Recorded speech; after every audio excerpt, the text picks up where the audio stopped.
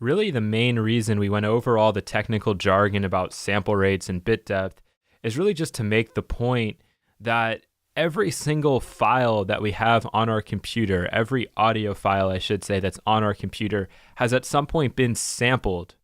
It doesn't matter if that's at 44,100 times a second or if it's at 192,000 times a second. It has at some point been recorded, and thus it has been sampled. And so those files, every single audio file, is just a bunch of numbers. It's just a bunch of code that when you click play has to be decoded. With computers today, all of that processing happens basically instantaneously.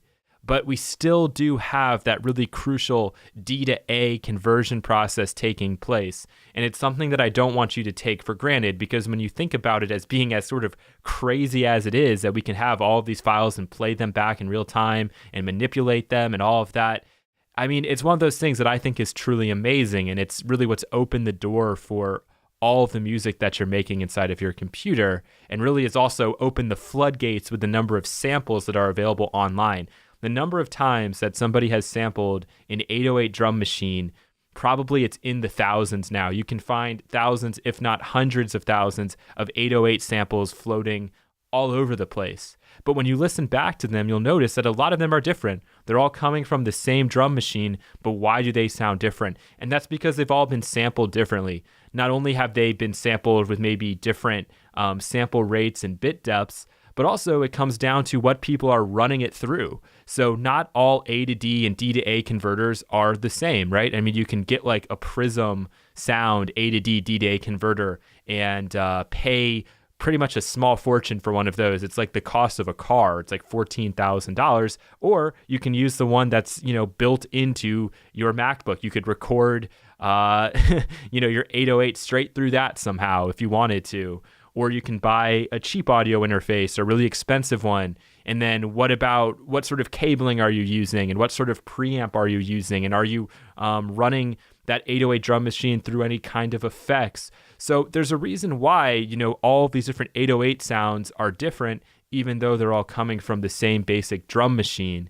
And thus you have all of these samples all over the place. And every time you drag and drop a file into a project, you are in essence resampling that file.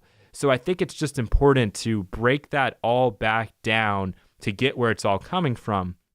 And even right here inside of this program, even if I'm just going through and previewing different samples, okay, if it's never loaded it before, sometimes it has to actually, you can see sometimes that little orange thing pops up and it analyzes the file, and thus it's now ready to be played back instantaneously. And this stuff is all happening really quickly. So if I just want to go through and play some things,